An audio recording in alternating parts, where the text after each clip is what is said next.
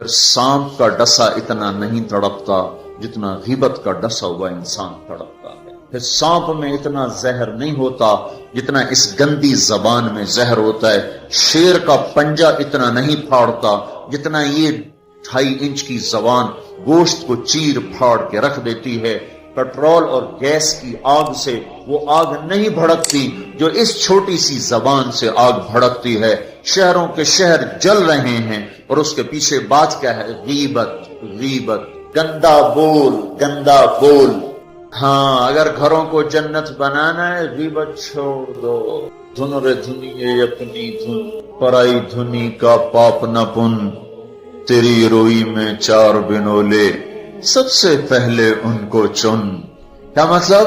اوروں کی برائیاں نہ دیکھو، اپنی برائیاں دیکھتے رہو، دیکھتے رہو. اپنی کمیاں دیکھو گے تو اللہ تعالیٰ مرنے سے پہلے توبہ نصیب فرما دے گا اور ساری دنیا تمہیں اچھی نظر آئے گی.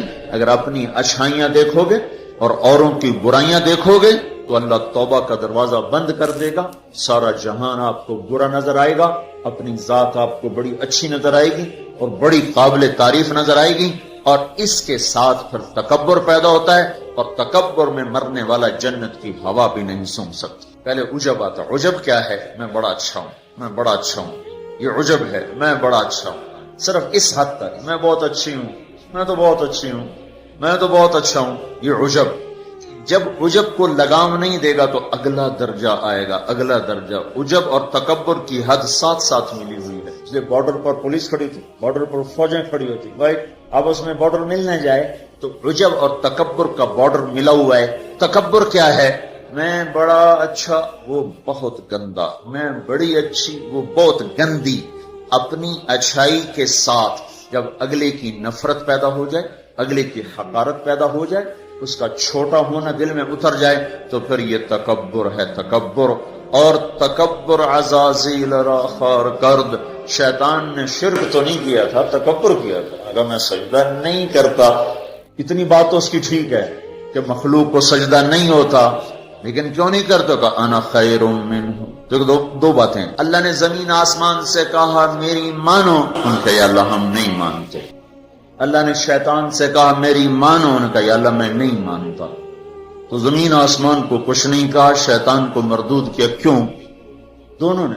انا اردنا الامانۃ علی السماوات والارض والجبال. ہم نے آسمان، زمین، گلگت کے پہاڑوں کو کہا میری امانت اٹھاؤ. فابین ان یحملن منھا. اور کہنے نہیں اللہ ہم نہیں اٹھاتے، ہم نہیں اٹھاتے، ہم نہیں اٹھاتے. ان کو تو کچھ نہیں کہا. اللہ نے کہا وَإِذْ قُلْنَا لِلْمَلَائِكَةِ اسْجُدُوا لِآدَمَ فَسَجَدُوا إِلَّا إِبْلِيسَ. اللہ نے کہا سجدہ کرو. شیطان نے کہا میں نہیں کرتا. مَا مَنَعَكَ أَن تَسْجُدَ لِمَا خَلَقْتُ بِيَدَيَّ. تو سجدہ کیوں نہیں کرتا؟ زمین آسمان تم بوجھ نہیں اٹھا رہے. نہیں اللہ ہم نہیں اٹھائیں گے. شیطان تو سجدہ کیوں نہیں کر رہا؟ میں نہیں کر رہا. فرق کیا ہے؟ شیطان نے کہا میں نہیں کرتا. کیوں نہیں کرتے ہو؟ انا خیر منہ، میں اچھا ہوں، یہ برا ہے. خلقتنی من نار، میں آگ سے بنا، آگ اوپر جاتی. دیکھو نا، دیا سلائی کو آگ لگاؤ اور اس کو الٹا بھی کرو تو آگ اوپر جاتی، آگ اوپر جاتی. خلقتنی من نار وخلقتہ من طین. میں آگ سے، یہ مٹی سے. استخبر، وہ متکبر ہوا. نہ کہ دفع ہو جا. اچھا زمین آسمان نے کہا ابھی اللہ ہم نہیں اٹھاتے. اللہ کہا کیوں؟ اشفق، یا اللہ ہمیں تیرا ڈر، اللہ ہمیں تیرا خوف ہے کہ ہم تیری امانت اٹھا نہیں سکیں گے. اللہ ہماری ہمت نہیں کہ ہم تیری امانت. اشفقنا منہا، وہ ڈر گئے کہ اللہ ہمارا بس کا نہیں ہے. اللہ کا جاؤ معاف کر دیا. انہوں نے کہا میں اچھا ہوں، مردود ہے قیامت تک کے لیے. تو میرے بھائیوں بہنوں، ایک بہت بڑی آگ ہے جو جنگل کی آگ سے بھی زیادہ شدید ہے، اور یہ زبان کا غلط بول ہے. یہ غیبت ہے. یہ غیبت جو سب سے زیادہ انسانوں کو جہنم میں لے کر جائے گی، سب سے زیادہ انسانوں کو جہنم میں گرائے گی.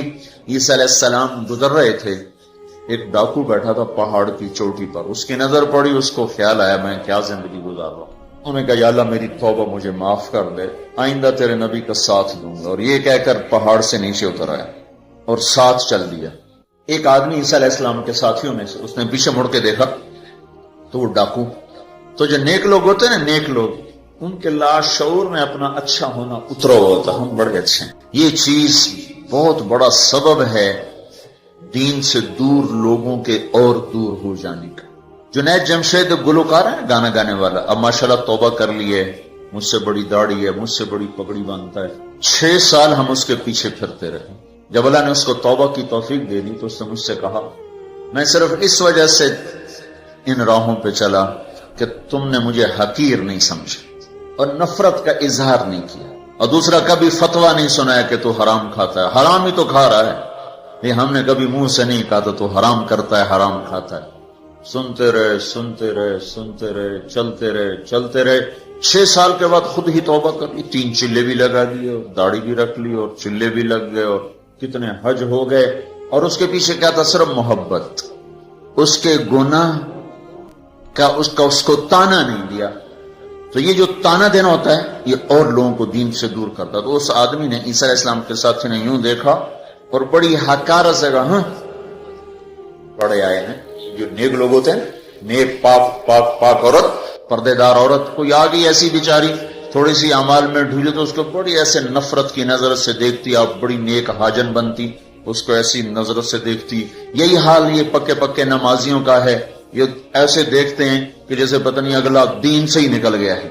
تو اس نے یوں دیکھا، تو اللہ تعالیٰ نے فوراً جبریل کو بھیجا، کہا میرے روح عیسیٰ تیرے پیچھے 2 آدمی آ رہے ہیں، ایک تیرا ساتھی ہے، ایک ڈاکو اور چور و چکا ہے. ڈاکو سے کہو تیری توبہ پر تیرے پچھلے سارے معاف، تو نئے سرے سے عمل کر. اور اپنے ساتھی سے کہو تیری نفرت کرنے پر تیری ساری نیکیاں برباد، تو بھی نئے سرے سے اب نیکیاں، تیرا سب ختم. تو ٹھیکیدار ہے میرے بندے کو حقیر سمجھنے کا.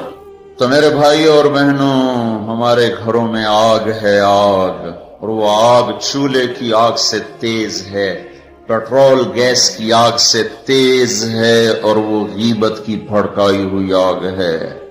یہ وہ آگ ہے جو زبان نے بھڑکائی ہے، اس کو پانی سے نہیں بجھایا جا سکتا. تمہارا گلگت کا خوبصورت بہتا ہوا دریا یہ سارے کا سارا روک کر گلگت کے اوپر ڈال دیا جائے تو بھی یہ آگ ٹھنڈی نہیں ہو سکتی. اس آگ کو ٹھنڈا کرنے کا اللہ تعالیٰ ہی نے کہا ہے طریقہ، جو بتایا کہ لا یغتب بعضکم بعضا، بند کر لو زبانیں، غیبت مت کرو. لا تجسسوا، ہمارے نبی نے کہا کسی کی ٹو نہ لگاؤ، کیا کرتی ہے کیا کرتا ہے. لا تحسسوا، لا تجسسوا. تحسس کیا ہے؟ خود پیچھے پیچھے پھرنا. اور تجسس کیا ہے؟ کسی کو پیچھے لگ جاؤ دیکھو کیا. جیسے پولیس ہی نہیں، حکومت والے CID لگاتے ہیں نا، CID، یہ تجسس ہے. تجسس جاسوس، اسی سے جاسوس ہے. تجسس سے جاسوس. اور وہ رپورٹ لکھتے ہیں، وہ الٹی لکھیں سیدھی لکھیں، اسی پہ فیصلے ہوتے ہیں. تو میرے نبی نے کہا کسی کی ٹو نہ لگاؤ، کسی کی برائیاں نہ دیکھو، برائیوں پہ پردے ڈالو، اچھائیوں کو اچھالو، تو اللہ تمہیں سیدھا جنت کی راہوں پر لے جائے. تو جہنم وہ ہے جو اس میں مسلمان مرد عورتوں کو ڈالا جائے گا جو نافرمانی کرتے، نماز چھوڑتے مر گئے، سود کھاتے مر گئے، حرام کھاتے مر گئے، رشوت لیتے مر گئے، نماز چھوڑتے مر گئے، روزہ چھوڑتے. ایک اور بتا، یہ گناہ تو عام ہیں. بہنوں کو حق نہیں دیا اور اس کے ساتھ مر گئے. بہنوں کا حق ہے نا باپ کی جائیداد میں، ماں کی جائیداد میں. اگر باپ نے 3 روپے چھوڑے ہیں، ایک بھائی 2 بہنیں ہیں، 2 روپے ایک بھائی کو ملے اور آدھا آدھا ان کو ملے گا، تو کیا ہوا بھائی؟ ادھر کیا ہوتا ہے؟ ادھر کیا ہوتا ہے؟ سارا حق بھائی دبا کے بیٹھ جاتا. سارا حق بھائی نے دبایا، اور بھائی کیا ہوا؟ کہا جی ہمارا رواج کوئی نہیں، ہمارا رواج کوئی نہیں. اچھا، قرآن تو کہتا ہے للذکر مثل حظ الانثیین، 2 بیٹیوں کے برابر ایک بیٹے کا حصہ ہے. 1 روپیہ بیٹی کو ملا، 2 روپے بیٹے کو ملے، 8 آنے بیٹی کو ملے، 1 روپیہ بیٹے کو ملے گا. پر اللہ تبارک و تعالیٰ نے عورت کا حق پہلے بتایا، مرد کا حق بعد میں بتایا. للذکر مثل حظ الانثیین، للذکر مثل حظ الانثیین. اور یہاں ساری گلگت کی وادی بہنوں کا حق کھا جاتی ہے، اور کوئی کہتا بھی نہیں کہ حرام ہو گیا، حرام ہو گیا. تو رشوت کھائے تو کہتے رشوت کھاتا ہے، کوئی سود کھائے کہتے بڑا مجرم ہے سود کھاتا ہے، کوئی ڈاکہ ڈالے تو کہتے بڑا ظالم ہے ڈاکے مارتا ہے.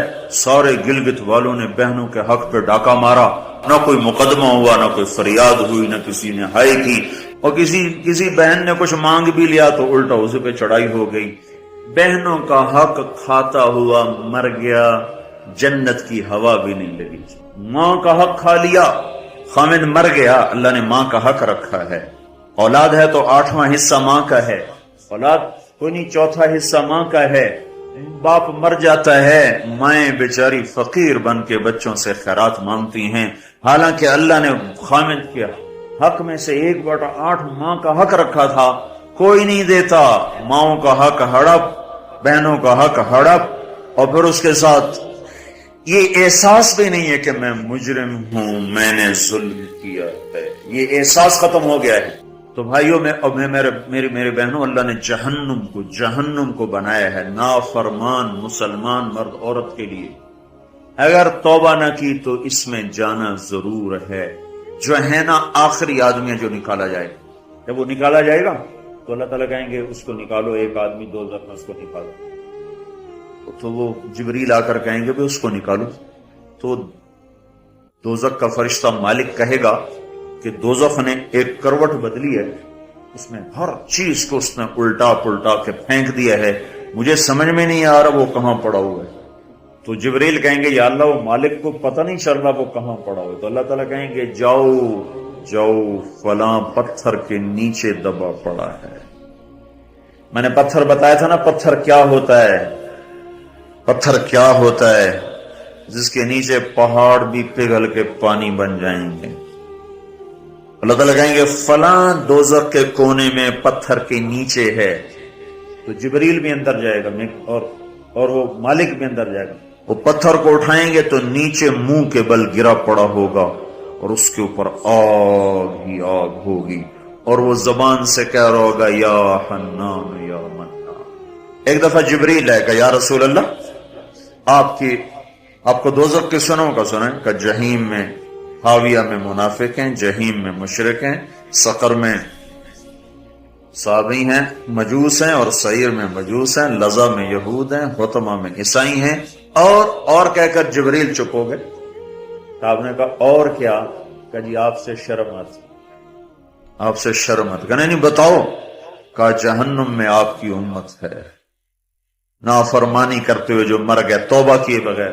تو ہمارے نبی بے ہوش ہو کے گر گئے اور روئے جا رہے، نہ کسی سے بات کر رہے، نہ کلام کر رہے، نہ کھانا کھا رہے، روئے جا رہے. حضرت عمر رضی اللہ تعالیٰ عنہ اجازت مانگنے گئے تو آپ نے اندر آنے کی اجازت نہیں دی. سلمان فارسی اجازت مانگنے گئے تو آپ نے اندر آنے کی اجازت نہیں دی. سلمان فارسی بھاگ کے حضرت فاطمہ کے پاس گئے کہ جاؤ ابا کی خبر لو. وہ رو کے ان کا حال برا ہے اور کسی سے بات نہیں کر رہے، کھانا نہیں کھا رہے. حضرت فاطمہ رضی اللہ تعالیٰ عنہ دوڑی ہوئی تشریف لائیں، دروازے پہ دستک دی تو آپ نے، چونکہ حضرت فاطمہ سے محبت بے پناہ تھی تو آپ نے فوراً اجازت دے دی. اندر آئیں تو کہا ابا جان کیا ہوا، میں آپ پہ فدا قربان، آپ کا یہ حال کیوں بنا ہے، کیا ہوا ہے؟ تو آپ نے کہا فاطمہ میری بیٹی، مجھے جبریل نے بتایا ہے میری امت کے نافرمان مرد عورتوں کو جہنم میں جانا ہوگا. رامنا کتنے نوجوان ہوں گے جو کہیں گے ہائے ہماری جوانی پہ کرم میں رحم کرو، پر کوئی رحم نہ کھائے گا. کتنے بوڑھے ہوں گے جو کہیں گے ہمارے بڑھاپے پہ رحم کرو، کوئی رحم نہ کھائے گا. کتنی عورتیں ہوں گی جو ننگی ہو کر جہنم میں پھینکی جائیں گی اور ان کے بالوں کی چوٹیوں سے پکڑ کر فرشتے ان کو گھسیٹ رہیں گے اور کہیں گے ہائے ہماری بے پردگی، ہم پر رحم کرو. ان پر کوئی رحم کرنے والا نہیں ہوگا. مجھے یہ خبر رلا رہی ہے، بے قرار کر رہی ہے. تو لیبلوکم ایکم احسن عملا، ان قریب موت پر یہ سب کچھ کھل کے سامنے آنے والا ہے. اللہ تعالیٰ نے اس کی تیاری کے لیے ہمیں یہاں بھیجا ہے. ہم آزاد نہیں ہیں، اللہ اس کائنات کا بادشاہ ہے. زندگی موت کا نظام بنایا اور عزت اور ذلت کا نظام بنایا، جنت اور جہنم کا نظام بنایا، عرش فرش زمین آسمان چاند تاروں کا نظام بنایا، اور دنیا اور آخرت کی ساری عزتوں تک پہنچانے کے لیے حضرت محمد صلی اللہ تعالی علیہ وسلم کو رہبر بنا کر، ہادی بنا کر، قیامت تک کے آنے والے انسانوں کے لیے رہبری کا طریقہ دے کر آپ نے مدینے مکے کی پہاڑیوں سے آپ کو چاند بنا کے، سورج بنا کے آپ کو طلوع فرمایا، اور پھر قیامت تک کے لیے سورج چمکتا رہے گا، یہ چاند چمکتا رہے گا، نہ یہ گھٹتا ہے اور نہ اس پر کوئی گہن لگتا ہے، نہ اس پر کوئی داغ آتا ہے، نہ اس میں کوئی آگ ہے. آپ ساری دنیا کے مردوں عورتوں کے لیے عزت کا راستہ لے کر آئے، بلندی کا راستہ لے کر آئے، کامیابی کا۔